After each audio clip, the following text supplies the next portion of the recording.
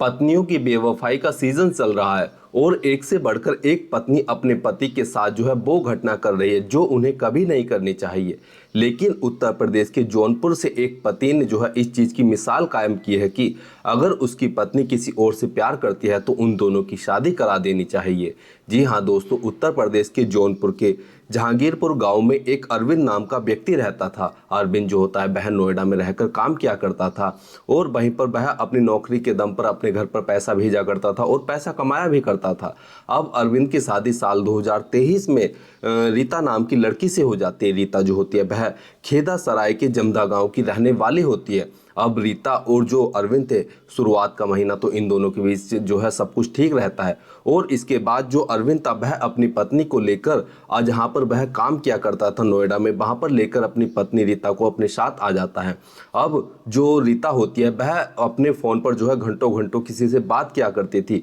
जिससे कि अरविंद को भी लगता था कि शायद मेरी पत्नी किसी और से बात करती है। लेकिन वह शुरुआत में सोच रहा था कि शायद उसकी पत्नी की शादी जो है हुई है और वह अकेला महसूस करती होगी तो वह अपने रिश्तेदारों से बात करती है। लेकिन धीरे धीरे जो रीता होती है वह अपने पति अरविंद से दूरियां बनाना शुरू कर देती है और अपने पति के साथ अच्छा व्यवहार नहीं करती थी, जिससे कि अरविंद को जो शक था वह पक्का हो जाता है कि जो रीता है वह किसी और लड़के से बात करती है। अब अरविंद अपनी पत्नी रीता से जानने की कोशिश करता है लेकिन रीता अरविंद को कुछ नहीं बताती है। अब कुछ दिन पहले ही जो रीता होती है वह अपने नोएडा से जो है अपने ससुराल आ जाती है। ससुराल से वह मायके जाती है और मायके से वह लौटकर वापस अरविंद के घर अपनी ससुराल में नहीं जाती है, जिससे कि जो अरविंद होता है वह परेशान हो जाता है और वह अपनी पत्नी से भी बातचीत करने की कोशिश करता है। तो यहाँ पर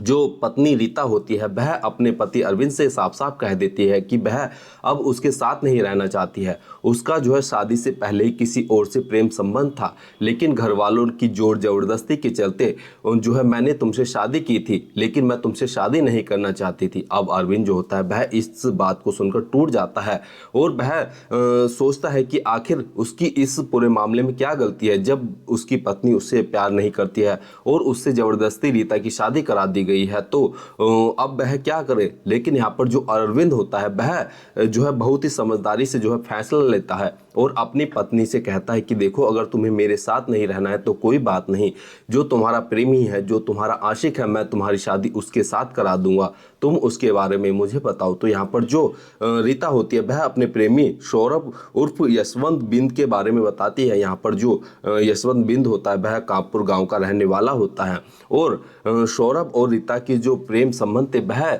इन रीता की शादी से पहले ही थे और ये दोनों शादी भी करना चाहते थे, लेकिन घर वालों के दबाव में आकर रीता ने जो है अरविंद से शादी कर ली थी। अब दोस्तों, अरविंद जब इस पूरे मामले को सुनता है तो वह जब अपना रिश्ता बचता हुआ नहीं देखता है तो वह समाज में एक मिसाइल कायम करने के लिए वह अपनी पत्नी से कहता है कि चलो मैं तुम्हारे प्रेमी से तुम्हारी शादी करा देता हूं। और जौनपुर के ही एक दुर्गा मंदिर में जो है 17 जून 2025 को यानी कि सोमवार के दिन अरविंद जो है अपनी पत्नी रीता और उसके प्रेमी सौरभ को जो है उस जौनपुर के दुर्गा मंदिर में बुलाता है और वहाँ पर मंदिर में ही इन दोनों की शादी जो है करा देता है। इस शादी में ना तो कोई बैंड बाजा होता है, ना बाराती होते हैं, केवल 2-4 व्यक्ति होते हैं और उनके सामने ही इन दोनों की शादी करा दी जाती है। अब दोस्तों, यहाँ पर अरविंद ने तो अपनी जो है जान बचा ली है, क्योंकि हो सकता था कि अगर अरविंद अपनी पत्नी रीता पर रोक टोक करता तो उसकी पत्नी अपने प्रेमी के साथ मिलकर जो है अपने पति की हत्या करा देती। क्योंकि दोस्तों, ऐसी जो घटनाएं हैं वह रोज देखने को मिल रही हैं कि एक पत्नी अपने प्रेम संबंधों के चलते अपने पति को ही जो है मौत के घाट उतरवा देती है और इस चीज़ का शायद डर अरविंद को भी था कि उसकी पत्नी जो है उसे मरवा सकती है और वह इसलिए अपनी पत्नी से दूरी बना लेता है और उसकी शादी उसके प्रेमी से करा देता है।